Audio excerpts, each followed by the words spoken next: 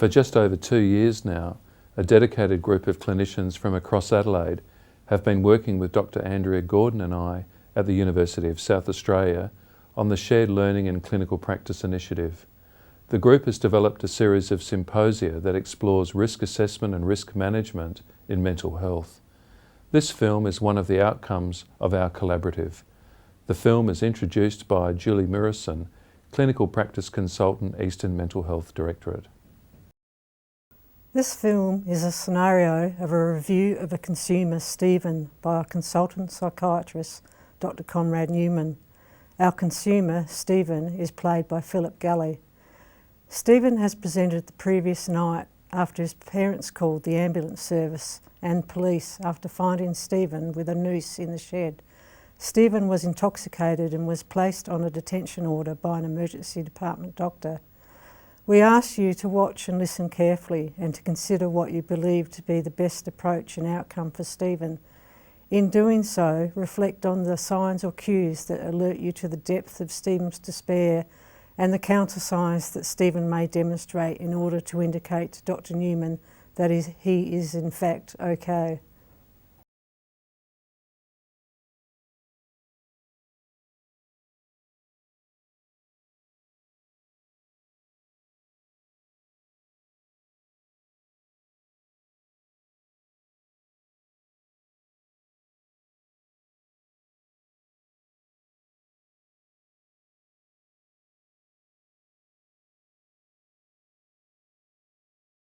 So Stephen, as I said, my name's Conrad, so I'm one of the psychiatrists that works here in the emergency department. I understand you came in last night, is that right? I think it must have been, because it was after I got home, you know, from being out with my mates, that everything just turned to custard and everybody overreacted, so yeah, it must have been last night. Okay, yeah, no, I've heard a bit about what had happened, because I know you saw a couple of doctors. You may not remember much of that from last night. Definitely saw a doctor, I don't remember much more than that. Okay. And from what I understand, it sounds like you've been having a rough time. Are you able to tell me what's happened for you to end up in hospital last night? How long do you want me to go back? I mean, just last night, or you know, the last week, or how long? Just explain to me what's been happening for you. Like, why have you ended up in hospital? It could be as long as you like, last week or the last month. I suppose, you know, the marriage broke up about 3 months ago now, when Sarah made it clear that she felt I was too angry around the place and that I was drinking too much and everything else like that. And you know, I like to think that I did the right thing, and you know, I've never hit anybody or anything like that, and just work stress really. And so, you know, I just left, and Mum and Dad are great as they normally are, and they let me move in there. But I mean, that in itself, it's a bit like a kick in the pants, really. You know, you sort of like, you're 42 years of age and you're back living with your parents and everything. And work has been bad. You know, I'm a sales rep for a roofing company, and the last 2 years prior to this year, I was, you know, bonuses were just coming thick and fast. There's been no bonuses for the last 12 months, and you know, I'm in a bit of struck there, to be honest. And so, you know, I'm kind of like, I'm not in my family anymore. I see the kids when I can see the kids. But what do you do? What do you do when you finish work on a Friday night? What do you do when it's like weekend and you're living back at home with your parents and everything? It's just. So I went out for a few drinks last night with my mates, and I don't know, I drank too much or what, but I got home and I just felt everything was just blank. Everything was just kind of like, well, what's the point? And you know, I found myself out in the garage, took a few cans out the fridge. Stupid thing to do, and you know, there's some rope in there, and the next thing I know, my father's all over me, and there's a chair collapsed on the floor, and then the next thing I know, there's all these ambulance drivers and ambulance personnel and things, and you know, I feel a bit stupid this morning, to be honest. Okay. So that's really it, in a nutshell. Okay. So a lot's happened. It sounds like, in the past few months. You mentioned your wife's name is Sarah, is that right? Yeah. How long have you and Sarah been together for? We've probably known each other for about 15 years, and been married about 13 years. And we've got 2 kids, David who's 10 and Charlotte who's 7. And Okay. You know? Yep. Yeah. You must be missing the kids, I imagine, Oh, yeah. not being there. Yeah, and that's dicey because, you know, Sarah's, on one level, we're separated. Mhm. On another level, you know, she doesn't work for a living or anything else like that, so, you know, still financially dependent on me. Mm. And so at times she, like, oh yeah, you must see the kids, and we see the kids on a regular basis, and other times she's just totally the opposite of that. And it's kind of like she doesn't want me to see them, and she doesn't like the way I parent David, Mhm. because she reckons I'm too hard and too firm with him and everything else like that. So, What's David like? oh, David, I think, you know, the risk with David, he's 10, is that, you know, people are just a bit too soft with him, and she took him to this service, some health service thing, and they diagnosed him with something a while ago, and from my perspective, you know, my father would just have said, these are the rules, this is what you do, these are the limits, and if you overshoot those limits, you know, you're in bother. And Sarah just doesn't want to see it like that. She seems to feel, oh, we need to be more supportive of him and all of that. And to me, you know, with a boy particularly, you just run the risk of mollycoddling him. Okay. I can't remember what they said he'd got. Uh-huh. I was supposed to be suffering I was going to from ask you, but yeah. So you don't- oppositional something or other. Okay. Maybe oppositional defiant disorder, does that ring a Yeah, bell? that sounds like Okay. it's Yes. it. I know that's one of I the mean, terms he just, they use. he gives you lip.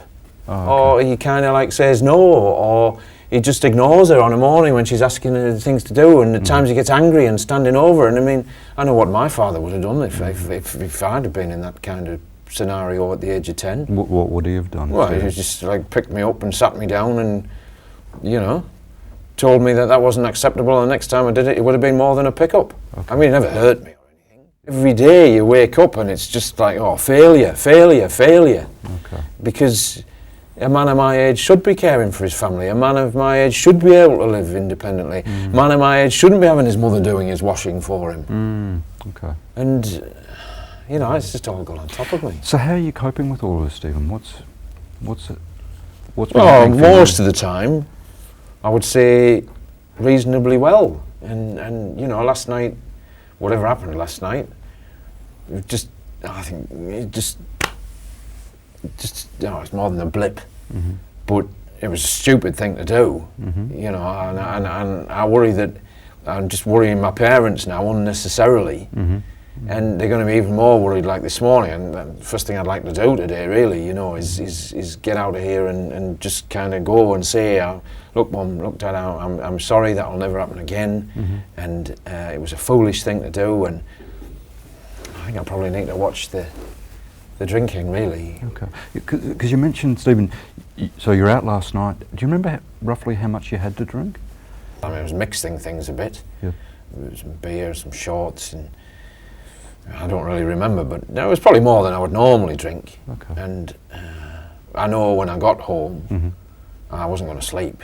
So I just, like I say, I went out in the garage just for a bit of space and quiet, and we got a fridge in there, and probably had a few more beers in there, really. Okay. Roughly how many do you reckon? I just can't Okay, remember. can't remember. That's Can't okay. remember. That's okay. Yep. Did you feel drunk? Did you feel like you were a bit out of No, it? I think I would say that I just probably felt very, very clear-headed, almost like in a zone, really. And it's kind of like, well, why haven't I seen this before? You know, it's kind of like just, it's David, there's Charlotte. They deserve a better father than me. There's my parents, I shouldn't be worrying them. I mean, my dad's 72, I don't know whether I said that, but, you know, they don't need this at this age. And, I mean, even Sarah, she's kind of like, you know, she's young enough and attractive enough to kind of, it just felt all very clear. It just kind of felt, well, you know, why haven't you seen this before? Just get rid of this, Okay. blinking pain. Is that, oh, okay, so that's what you think. Because you said it seemed clear, like, that you needed to do something, or you needed to take some action, or what was, Well, what became clear, Stephen? I think, like I say, I know it was a crazy, stupid thing, and it's not something I'll ever do again. But you got to put an end to this, was what was clear. And because, you know, it just feels like my head is pounding all of the time. And whatever decision I make, that I cannot concentrate at work. I see the kids and I enjoy seeing the kids, but the feeling of dropping them off in my own home, you just kind of think, well, you know, what's the point in that? What was the point in a few nice hours in the park or around at their grandparents or whatever? And so wherever I turn, it's just like that pounding is there. Okay. There's no choices, there's no options. And daft though it was last night, I just felt like an option. Okay. And what did you think? Do you remember what you thought you would do, or? Well, the first thing I remember when I got home was that it was pointless going to bed because I was just going to lie there awake all night. And I just thought, well, I'll just go and have a few more beers and you know, it'll help me sleep a bit. And then I can remember sitting down and then not being able to sit down and just feel, you know, like you're sort of pacing around. And I'd bought this rope I don't know when, recently. Just more to kind of like, I don't know really why, it's just kind of, I suppose what it might feel like to kind of, you know, and I guess last night was about, well, what would it feel like then? There's the garage, there's the beams in the garage, there's the chair. Let's just see what it feels like. Feel like to try to end your life? Is that what you were thinking, or? Yeah, I mean, I don't think I was serious about it. And, you know, at the end of the day, I was so drunk that I just fell over anyway, and that's when my father found me and all of this started. But kind of like, what would it feel like to kind of not to have this thumping in my head and no options and no choices, and everywhere I look, I see failure, failure, failure, even when I look at people that, you know, still care about me. Okay. So a lot of pressure, Stephen. You've been under a lot of pressure. Yeah. And you mentioned before pain, that you said you wanted, you said something, correct me if I'm wrong, but something like there was a lot of pain, or do you feel like you're in pain? I guess not physical pain, but kind of like emotional pain? Yeah, I mean, when Sarah first asked me to go, that pain, it was like in here, you know, it was in your guts. But it was kind of like, all right, I'll give her a bit of space and maybe, you know, that'll settle things down a bit. But then I'm on a second warning at work. Oh, okay. And I mentioned, I think just now, I know kind of like bonuses for quite a while, and you know, they just reckon I'm not performing, and I know I'm not concentrating. But then you think to yourself, well, you need the job to pay the mortgage, even though you're not living there anymore. It's still your family. And so, you know, the pain of the marriage was here. The pain of recently has just been up here, and it just feels relentless. Absolutely relentless. And then I got done for DUI, or I got picked up for DUI rather a week or two ago, and I'm going to need the car for work. And I've got court coming up, and you know, that's what I mean. It just feels like I'm running out of options. Things are real. I mean, there's everything you mentioned. You've got a lot on your plate in a very short space of time. Are you worried about the court case? What do you think the outcome of that's going to be? Well, I don't know. I mean, I don't know. But the worst thing would be to not be able to drive, because I think that would give work the kind of like the excuse that they're looking for. Oh, you can't even make it to work now. Okay. Given the pressure you're under, it's not unusual for a guy to feel very depressed, or to even think, you know, what's the point to life?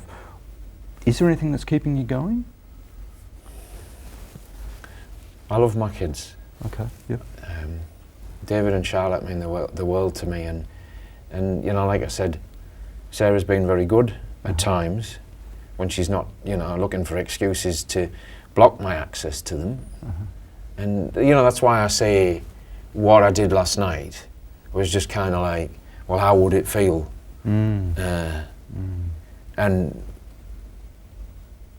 would it be possible just to block the pain out for a period of time? Because I would never do anything like that seriously, not with two children like that. I mean, I don't think kids would ever recover from that. And I wouldn't want to leave them with that. You know, I've let them down enough.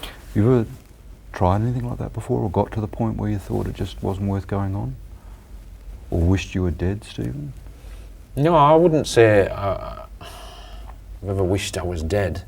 I mean, there has to be a reason why I went just find yourself in a hardware store buying 5 metres of rope, do you? Yeah, I guess, I mean, that's one of the things that worries me, And Stephen. that's quite recent. But as I say, I think that was just more about satisfying some kind of strange curiosity about how that would look like and how that would feel. And when I woke up, whatever time it was this morning, it was kind of like, well, we'll never go there again, because it didn't feel very nice. And I've seen what it does.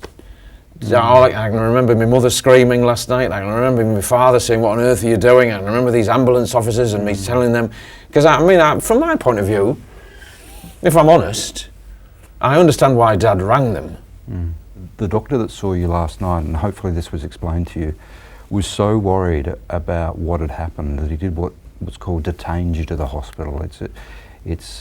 We have a mental health act in South Australia. Yeah, he showed me some paper or something. Yep. And basically, still got it somewhere. Yeah, and, one of the things we've got to figure out is, at the moment, what's the best way that we can help you? So, Well, I think at the end of the day, I was pissed last night, and I've got a headache this morning, and you feel a bit worse for wear. Yep. But at the end of the day, I drank too much last night. I should never have wrought that stupid rope in the first place, because I suppose it kind of, it puts temptation in your way. When you bought it, Stephen, what were you thinking? Do you remember? Because obviously you said you went to the hardware store to buy it. You must have been thinking about, maybe ending your life at some point in time, were you? That's a hard one. Just trying to picture, what I was doing that day and everything. I think it was probably part of me then was starting to think, if things ain't going to change, if things aren't going to shift or get any better, then I might be better off out of here. Okay. So it felt that bad. Yeah, but I didn't buy it and then go home and hang myself. I bought it and I put it in the garage. Okay. And it was kind of like part curiosity, part, this might sound daft, but part kind of like insurance, really. Part kind of like, if it doesn't improve and it doesn't get any better, at least that's there. At least I've covered that base. And, if I'd really meant to do it, I'd just got the thing home and done it there and then. And I see now, it was just, it wasn't insurance. It was just a stupid thing to have it there, because you go out with your mates on a Saturday night, you're back at your parents' home, you think to yourself, flippin' heck, what a failure. Well, there's a rope in the garage, but that'll be gone by now, and I ain't going down that road anymore. Just recently, Stephen, or in the past, have you done anything else, like write a goodbye note to anybody, or? Oh. About probably a week ago, I dropped the kids off back home, and Sarah started talking about not having enough money and all of this sort of thing, and I mean, part of me was kind of like angry with her, because there are times when I think to myself, blinking it, woman, just go and get a job. But then part of me was just thinking, oh, she's having a go at me because I'm not, kind of like I'm not doing what a husband should. I'm not doing what my father, used to do, and it just seemed all so straightforward when we were growing up. But I don't know, maybe times have changed. Maybe I'm not a patch on my father, I don't know. And anyway, there was a bit of a scene really, and she started yelling that, I wasn't the man she'd married, and there's times when she thinks I'm some sort of monster, and it's not safe for me to be around the kids because I'm too harsh with David all the time, and he's got a diagnosable disorder now, and why can't I just recognise and accept that? And I went back to Mum and Dad's, and I think I just, I sort of wrote this little note to David and Charlotte. I never meant them to actually, get it or anything else, but I just shoved it in a desk or something, something along the lines of, "Dear David, dear Charlotte, I'm very sorry, you deserved a better dad." Oh, okay, yeah. And again, it was just kind of like, well, how would it feel? How would it feel? not to be in their lives anymore. How much of the day do you think about that, do you think? How much of the day, because you mentioned, you know, you went and got the rope, it was in the garage, it was, and you said earlier it was knowing that that was an option that was there so that you didn't have to keep going through this. How much of the day are you thinking about that? Not much, but An- kind of like an- when an it hour comes, or when a it day? comes, it kind of almost like takes me down a bit of a path, really. Mm. So, you know, you go back to mum and dad's on the back of that row on the doorstep, feeling angry with Sarah, feeling angry with me, feeling like how on earth has this happened, thinking it's just not fair on these children. Mm. And you just find yourself writing a note. Mm. How long does that take? It doesn't take long. And then I suppose I sat and looked at it for a while and just thought, well, you know, at the end of the day, you are their father, so, you know, what do you write the stupid note for? And then I could get up and just get on with whatever I was doing. And how long does it take to go into a hardware shop to buy a rope and put it in the garage? Hide it in the garage, I suppose. Half an hour, an hour. Mm. And the last couple of weeks, not quite every day, but every couple of days, it's that kind of zone has kind of hit, really. And you just find yourself in it. Have you ever felt this bad before, Stephen? Have you ever? No, I'll be fine from here. Okay. I'll be fine. Thank you for your time. My pleasure, Stephen, but I guess the thing that still worries me is, I guess with what you've told me, it sounds like so much is happening, as I said before. You've been thinking about wanting to end your life, and I suppose the other thing that concerns me is it sounds like you're pretty much doing this on your own. Is that fair to say, that you're, I guess, do you feel lonely, Stephen? Is this? Well, you know, I haven't really thought about that, to be honest, because it's just, you got to get yourself to work, and you got to get through work, and you got to try and focus on making some sales and being nice to people on the doorstep, or cold calling, or whatever it might be. And then I just get home, and if I don't go down the pub and have a few drinks, I'm just exhausted. I just want to sleep. So I haven't really thought about other people and loneliness or anything like that. I mean, I should be able to get through this. At the end of the day, you know, all right, I'm separated from my wife. I'm on a second warning at work. There's a court case pending. But I've still got 2 kids that love me. And I've still got parents that are good enough to take me in and not ask any questions and just get on with life. And I do have some good friends. I do have some good mates. All right, we don't, you know, kind of like talk heart to heart, as it were, but there's people there. Well, Stephen, I guess to that point, so if you were to say, what are your reasons for living, and it might be some of those things, would you include that in that, or what would you say, what are your reasons for living, for staying alive? As opposed to dying, you mean? Yes, yeah. Well, I'm not proposing to die or anything like that. I mean, as I said, I wouldn't do what I did last night. Again, it's just, you know, just going to cause stress and worry for everybody. But David and Charlotte, I mean, my father was always there for me. He never separated from my mother, but he was there for me. I need to be there for David, especially with this, what did you call it again?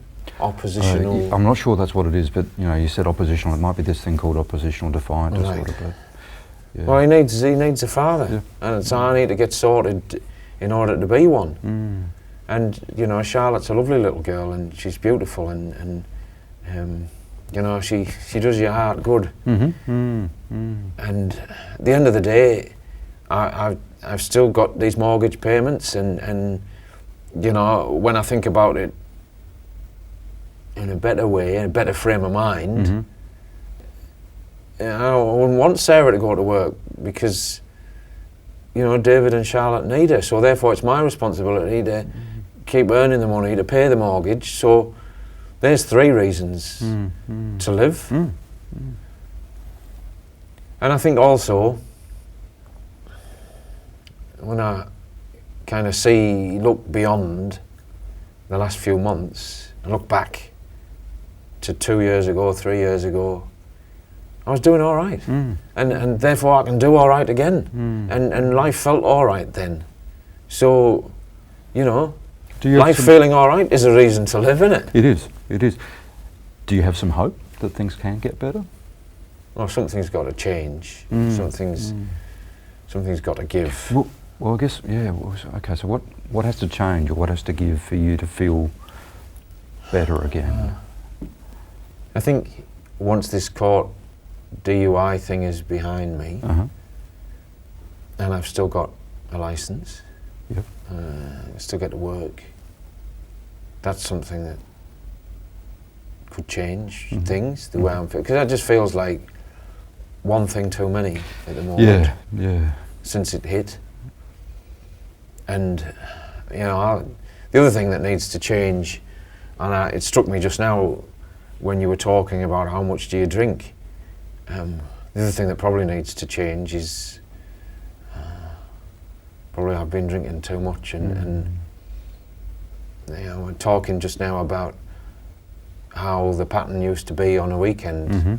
I suppose that was healthy. Where I'm at now isn't healthy. So the drinking needs to change in order for things to get better. But waking up here this morning, I don't know what time that was, but realising, oh flip, you know, where am I, what have I done, what's going to happen next, looking at that piece of paper that the doctor gave me last night. I'd stay in hospital to see you. Well, I mean, I need to get work. I need to be back at work tomorrow. And maybe just focusing on first step, getting back to work, pulling yourself together, Stephen, and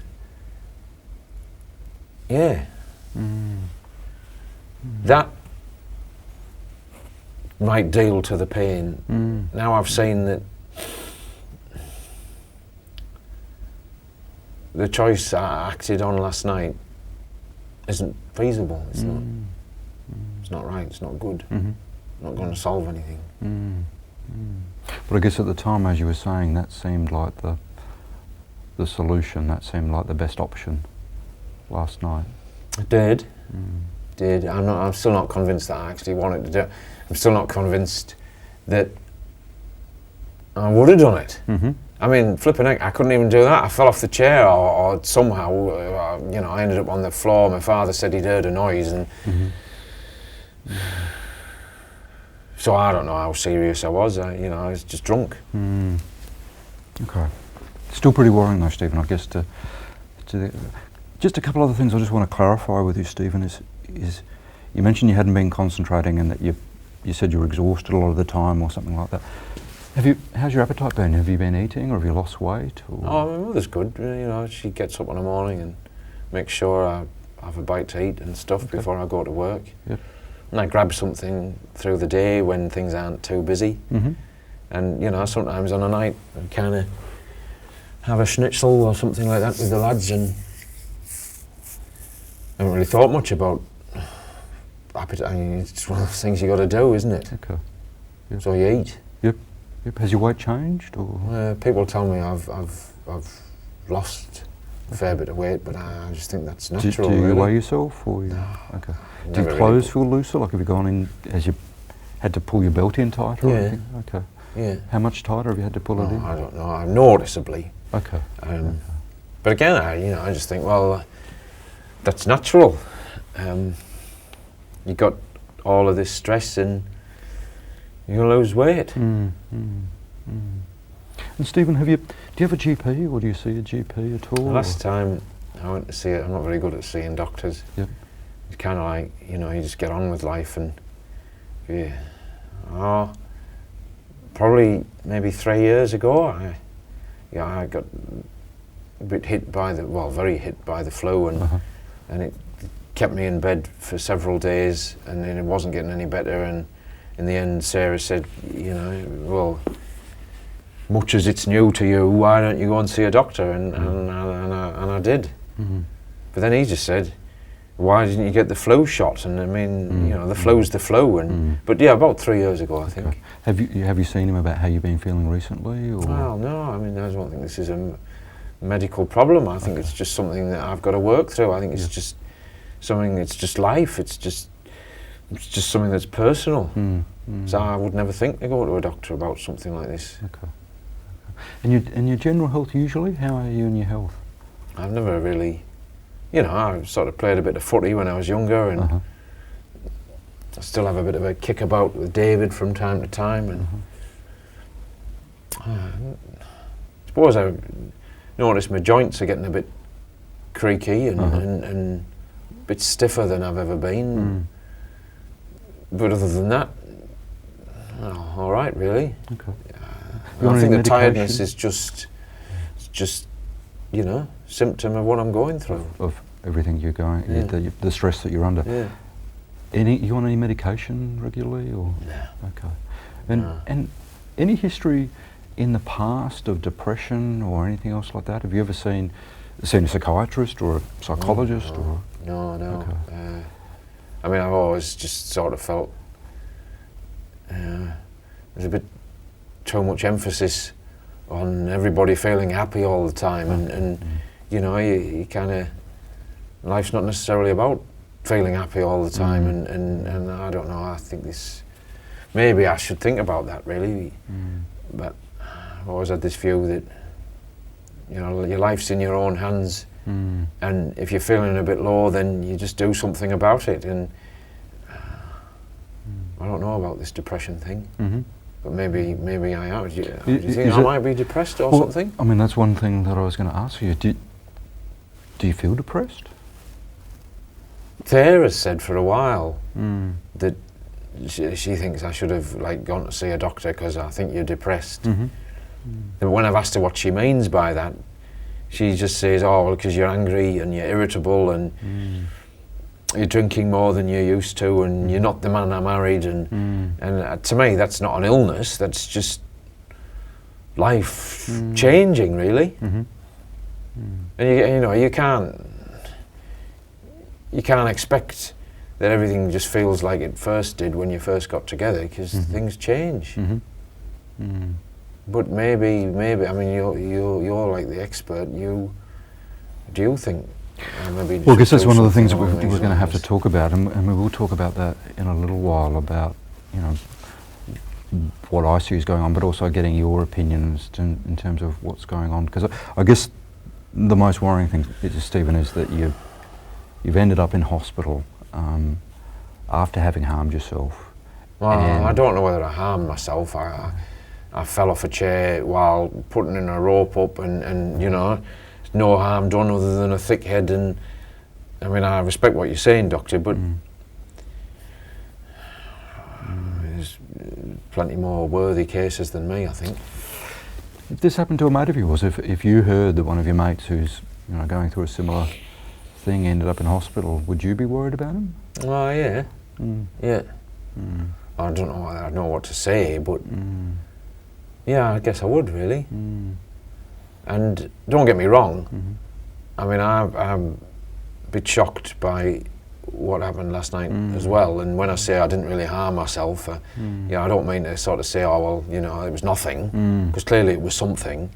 But, you know, I've learned now that that's not the way to go, so we'll just find another way to cope with it. I guess, you know, the other thing that would worry me, Stephen, is you've got a lot on your plate, and you mentioned work's kind of a pressure, and I think you said earlier something like you're on a warning, or second warning. Second warning, yeah. What would happen, do you think, if you lost your job at the moment, or how would you deal with that? Or? Well, we haven't really got mortgage insurance as such, so I mean that is a big worry, really, because I would hate to see Sarah and the kids, you know, having to go and stay at her parents. Their mum and dad separated quite a lot of years ago, and you know, she has a reasonable relationship with her mother, but not where she could go and live there for any length of time. So, I mean, that does weigh heavy on me. Because I guess if something happened like that, it would be very difficult for you to handle that at the moment. And that's why I need to be at work tomorrow, because I need to just put this behind me and get back in there, and as my father would say, just get on with it and everything will take care of itself. Stephen, one thing I need to ask you, and this is because given what happened and the pressure that you're under, sometimes when men are going through a very, very difficult period like this, it gets so bad that they think maybe it'd be better if not only they were to die, but if their family, like if they were to take their family with them. Have you ever thought that? Or, okay. No, I mean, I might have messed up, I might have failed, I might have, I might have these thoughts that I'm no good as a husband, I'm no good as a salesman, and I'm precious little good as a father, but, you'd never, that thought's never, that's never entered my head at all about hurting anybody else. And as I said, I asked that just because sometimes some guys do go through that, but as you're saying, you haven't felt that way. Kids have a life apart from me. They probably, I know it takes time, but probably have a better life apart from me. But I want them to have a life. Yep. Okay. Stephen, I guess you've told me a lot, and thank you very much, because this is the first time we've ever met, and to tell somebody that you don't know about what you're going through is very tough. I mean, as guys, we're not always very good at expressing how we feel, but you've told me a lot. What would help me though, Stephen, is to talk to some people who know you well, to try and get their perspective on things. And usually what I do is, if I could talk to Sarah and if I could talk to your mum and dad and just get their perspective on, because they obviously know you very well, they've known you their whole life, and Sarah and you have been together for a long time. How would you feel about me contacting them? You see, I think Sarah is now at a stage where she's looking for an excuse for me not to see the kids, or at least not to see them very often. And I think what's driving that is her view that David needs more support, not falling into line. And I don't know what else might be driving it, but I think if you talk to her, you'd give her the ammunition that she needs or wants to put a stop to that. And well, kids are all I got left.